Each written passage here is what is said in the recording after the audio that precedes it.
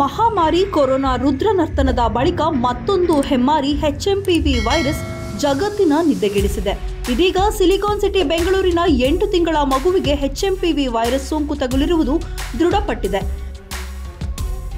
HMPV virus ತಗುಲಿರೋ ಬಗ್ಗೆ ಯಾವುದೇ ಆತಂಕ ಪಡುವ ಅಗತ್ಯವಿಲ್ಲ ಎಂದು ಆರೋಗ್ಯ ಇಲಾಖೆ ಹೇಳಿದೆ. ಈ ವೈರಸ್ ಭಾರತದಲ್ಲಿ ಸಾಮಾನ್ಯವಾಗಿದ್ದು ಚೀನಾದಲ್ಲಿ ಪತ್ತೆಯಾಗಿರುವ ಮ್ಯೂಟೇಟೆಡ್ ವೈರಸ್ನೊಂದಿಗೆ ಇದಕ್ಕೆ ಸಂಬಂಧ ಇದೆಯೇ ಎಂಬುದು ಇನ್ನೂ ಸ್ಪಷ್ಟವಾಗಿಲ್ಲ ಎನ್ನಲಾಗಿದೆ. ಮಗುವಿಗೆ ಜ್ವರ ಬಂದ ಕಾರಣ ನಗರದ ಖಾಸಗಿ ಆಸ್ಪತ್ರೆಯಲ್ಲಿ ಅಡ್ಮಿಟ್ ಮಾಡಲಾಗಿತ್ತು. ರಕ್ತ ಪರೀಕ್ಷೆ ಮಾಡಿಸಿದಾಗ HMPV ವೈರಸ್ ಇರುವುದು ಪತ್ತೆಯಾಗಿದೆ. ಆದರೆ ಈ ಬಗ್ಗೆ ಆತಂಕ ಪಡುವ ಅಗತ್ಯವಿಲ್ಲ ಎಂದು ಆರೋಗ್ಯ ಇಲಾಖೆ ಸ್ಪಷ್ಟಪಡಿಸಿದೆ. HMPV ವೈರಸ್ ಭಾರತದಲ್ಲೂ ಇದೆ, ಆದರೆ ಮ್ಯೂಟೇಷನ್ ಆಗಿದೆಯೇ ಎಂಬ ಬಗ್ಗೆ ಸ್ಪಷ್ಟನೆ ಇಲ್ಲ. ನಮಗೆ ಚೀನಾದಲ್ಲಿ ಮ್ಯೂಟೇಟ್ ಆಗಿರುವ ವೈರಸ್ ಹೇಗಿದೆ ಎಂದು ತಿಳಿದಿಲ್ಲ. ಹೀಗಾಗಿ ಇಲ್ಲಿ ಪತ್ತೆಯಾಗಿರುವುದು ಸಾಮಾನ್ಯ HMPV ವೈರಸ್ಸೇ ಅಥವಾ ಚೀನಾದ ತಳಿಯ ಎಂಬ ಗೊಂದಲ ಇದೆ.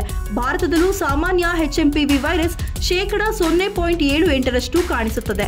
ಸೋಂಕು ಪತ್ತೆಯಾಗಿರುವ ಮಗುವಿಗೆ ಮತ್ತು ಕುಟುಂಬದವರಿಗೆ ಟ್ರಾವೆಲ್ ಹಿಸ್ಟರಿ ಇಲ್ಲ.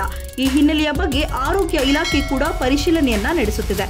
ಯಾರು ಆತಂಕ ಪಡುವ ಅಗತ್ಯವಿಲ್ಲ ಎಂಬ ಅಭಿಪ್ರಾಯ ವೈದ್ಯರಿಂದ ಕೇಳಿಬಂದಿದೆ.